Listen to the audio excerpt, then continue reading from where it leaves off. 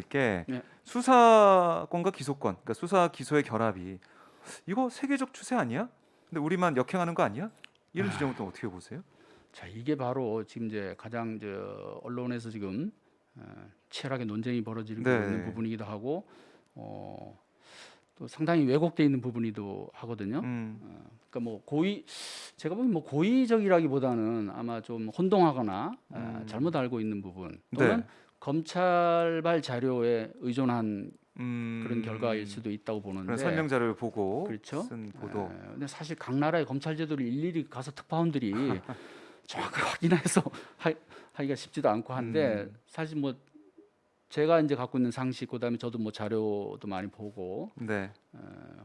또 뭐 이렇게 종합적으로 판단해 본 걸로는 자 기본적으로 이제 형사사법 체계가 크게 영미법 체계와 이제 대륙법 체계로 나누는데 영미법 체계라면 이제 여기서는 기본적으로 수사 기소가 분리되어 있습니다. 네. 기본적으로 그래서 수사는 경찰, 기소는 검찰 이런 분권형 구조가 자리 잡아 네. 있고요.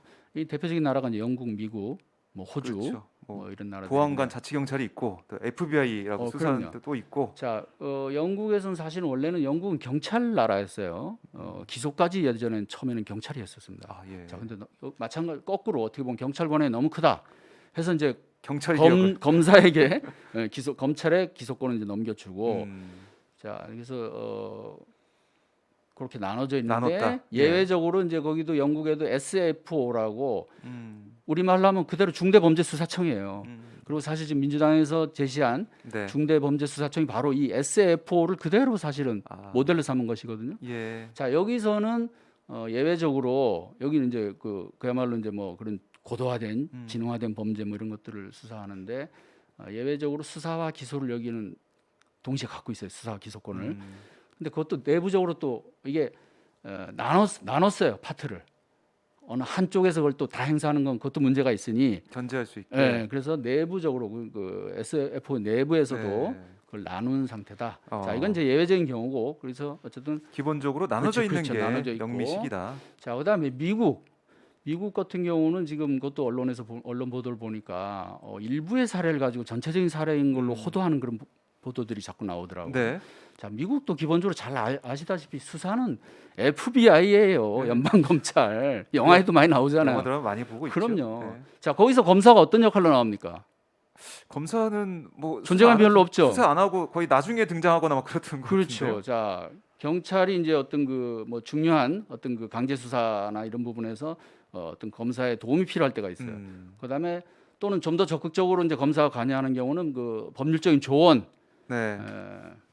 그다음에 어떤 그 보안 수사의 기능 뭐 이런 것들로 해서 같이 협업 구조예요 기본적으로. 자, 수사는 경찰, 기소는 검찰 이렇게 네. 나눠져 있는데 지금 이제 언론에서 일부 혼동하는 얘기가 자꾸 나오는 것이 연방 검찰에서 미국 연방 검찰에서 어떤 중대 수사의 경우에 직접 수사에 하는 경우가 있어요. 그다음에 미국이 50개 주잖아요. 네. 주마다 사실 또 조금씩 달라요 검찰 제도가. 대개는 선출직인데 우리나라는 임명직이잖아요. 네. 자, 근데 이제 어떤 주에서는 검찰이 자체적으로 수사 인력을 고용해서 이렇게 수사를 하는 데가 있어요. 특이하네요. 네, 특이하죠. 네. 자, 근데 이런 데서도 보면 우리나라처럼 이런 거대한 검찰 어떤 수사 조직, 수사 인력, 검찰 수사관 이런 개념이 아니고 기본적으로는 거기서도 경찰한테 위임을 해요. 수사는 대체로. 그런데 뭐가 다르냐? 이제 그런 예외적인 경우에 검찰이 보다 적극적으로 초기 단계부터 수사에 관여한다는 거죠. 네. 근데 이걸 가지고 뭐 미국도 검찰이 수사를 주도하고 검찰이 직접 수사를 하고 뭐 이렇게 얘기하는 거는 그건 조금 사실과 맞지 않는다. 그건 조금 예외적인 경우고 예외적인 일반적으로는 미국은 당연히 네.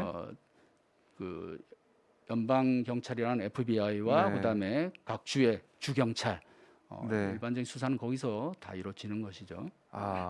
그리고 그리고 그런 부분. 예, 영미식이 이제 그렇고 이거 얘기하려면 참 길어지는데 조금 괜찮습니다. 짧게 얘기하면 네. 자, 그럼 유럽 그럼 각 나라에서 또 대부분 검사가 수사권을 쥐고 있다. 그러게요. 그럼 예. 보도가 또 나오고 있던데. 많이 나오죠. 수사 예. 기소가 분리되지 않았다. 네. 이렇게 얘기를 하는데 그 부분도 좀 정확하게 살펴볼 필요가 있다. 자, 그러면 대륙법계 대표적인 나라가 독일인데 독일의 경우에는 맞아요. 검사가 수사 주체입니다. 네. 법에도 그렇게 명시되어 있고. 예? 자, 근데 뭐가 다르냐? 음. 검사가 수사 주체로서 수사를 지휘하고 수사를 주도하지만 실제 수사는 경찰이 하는 거예요. 거기도. 자, 이 기본적인 사실을 자꾸 그 망각하면 안 되거든요. 네. 독일 검찰에는 자체 수사 인력이 없습니다. 그래요? 검사가 머리에 머리, 어. 경찰은 그 발이에요. 팔과 다리. 네. 그렇기 때문에 자 언뜻 보면 검사가 수사권을 틀린 표현은 아닙니다. 검사가 수사권을 가졌다는 것이 그렇지만 우리와는 차이가 있는 거죠. 큰 차이가 있는 거죠. 자 실제 수사는 경찰이 하는 거죠. 자, 네. 그런 부분에 차이가 있고 독일도 예외적으로 중점 검찰청이라는 또 그런 시설이 있어요. 기관이 이것도 약간 영국의 SFO와 비슷하면서도 또 다른데 네.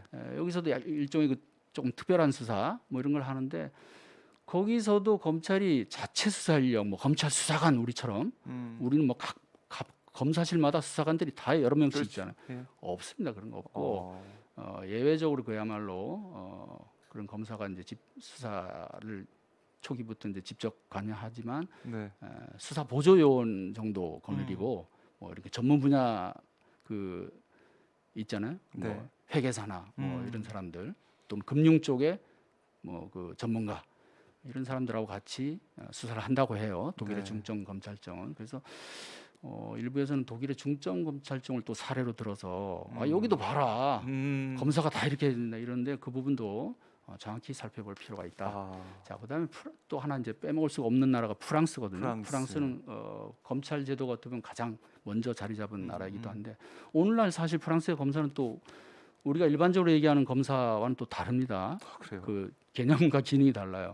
그래서 프랑스는 이 수사 기능을 또 쪼개가지고 자 수사는 예심 판사라고 그래가지고 자 프랑스 검찰은 이제 법무부 사법부 소속입니다. 또 특이하게 네. 달라요. 그래서 예심 판사 또는 수사 판사라고 하는데 이 사람들이 수사는 담당을 해요. 판사가요?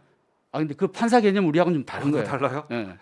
자, 예비 판사 부르는데 네, 예심 판사, 수사 판사 개념인데. 네. 그리고 이 사람들이 수사를 해서 이제 기소 여부를 결정하면 기소는 또 검찰이 합니다. 법원을 상대로. 그때는 검사가 해요. 예. 그다음에 뭐 재판은 당연히 재판 판결은 당연히 판사. 이제 법관이 하는 것이고. 근데 여기서 이제 조금 혼동이 있는 부분이 바로 이제 그 예심 판사, 수사 판사 뭐 이런 용어인데 왜냐하면은 또 어떤 그 수사 그러니까 예심 판사가 수사를 개시하기 전에 일종의 뭐 예비 수사라 그럴까요? 네. 그다음에 또 뭐 현행범 수사 뭐 이런 것도 부분적으로 또 검사가 한다고 해요. 그래서 약간 이제 그 이걸 참 정확하게 알지 않으면 헷갈릴 수 있는데 네. 어쨌든 기본적으로는 그렇게 나눠져 있고 자 수사 기소가 나눠져 있는 그렇죠? 상황이다. 자 프랑스도 검사가 수사 주체다. 네. 맞아요. 검사가 수사권을 갖고 있고 그런데 거기도 마찬가지로 실제 수사는 경찰이 합니다. 검사가 그 경찰을 지휘해서 지휘해서 지휘할 뿐이지. 그렇지 예심 판사가 어. 말하자면 그런 차이가 있습니다. 그래서 그런 부분을 좀 잘 봐야 된다. 네. 그냥 한쪽만 보고 또는 어떤 부분적인 사례를 가지고 서구 유럽 나라들도 수사 기소가 분리 안 됐다. 검사가 수사 주체다. 네. 그럼 반은 맞고 반은 틀리다라고 할 수도 있고 또 실제 내용은 그렇지 않다. 이렇게 말씀드릴 수 있겠습니다. 네. 그러니까 이게 사실 이제 언론 보도를 보면은 전체적으로 보면서 그거를 독자나 시청자한테 잘 전달을 좀 해야 되는데 이 부분적인 건 전체인 것처럼 확대 해석하는 그런 모습이 좀 나오는 상황이다. 그나마 일본이 네. 지금 우리 검찰 제도와 가장 비슷해요. 일본이요? 됐어요. 검경 수사권 조정 이후에는 왜냐하면 일본도 1차적인 수사는 경찰이 다 하고 네. 자 거기서 검찰은 2차적인 수사 기능을 갖고 있습니다. 보완적 수사라고 하죠. 네. 자, 경찰이 넘긴 사건을 다시 점검하고 바로잡고 뭐 이런 역할을 하면서 네. 또 일부 그 대형 검찰청 또 도쿄나 오사카 이런 대형 그런 검찰청에서는 특수 수사를 해요. 우리 검찰 특수부처럼. 우린 지금 반부패 수사부로 이름이 바뀌었죠. 네. 반부패 그렇죠. 근데 자 그러면 일본은 지금 하고 있잖아요. 자 근데 어떤 차이가 있느냐? 일본 경찰은 그야말로 실질적으로 수사의 주체입니다. 그러니까 우리 경찰은 뭐 영장 청구권이 일단 없잖아요. 이게 없죠. 검찰이 신청해야 되죠. 그렇죠. 강제 수사에서 가장 중요한 수단인데 음, 일본 검찰은 체포영장, 압수수색 영장을 검찰에 청구할 수 있다고 하거든요. 네. 실제로도 기록에도 그렇게 나와 있고 그래서 실질적으로 경찰이 수사기관의 그런 역할을 하고 있다는 것이 우선 차이가 있고요. 또 하나는 어떤 이제 검찰에 대한 어떤 사회적인 신뢰도 문제, 뭐 이런 것도 조금 더 차이가 있고 네. 그런 부분에서 어쨌든 뭐 일본 검찰 관절에서 비교를 많이들 하시는데 이 부분의 뭐 장단점, 그다음에 일본과 우리의 어떤 그 정치 사회적인 어떤 환경이 좀 다르다는 부분, 또 아까 말씀드린 대로 어떤 검찰의 위상이나 신뢰도 네. 뭐 이런 면에서 좀 비교해 볼 필요는 있겠습니다. 알겠습니다. 자, 다섯 번째 이 수사 기소 결합의 세계적 추세냐 여기에 대해서 저희가 팩트 체크를 해봤고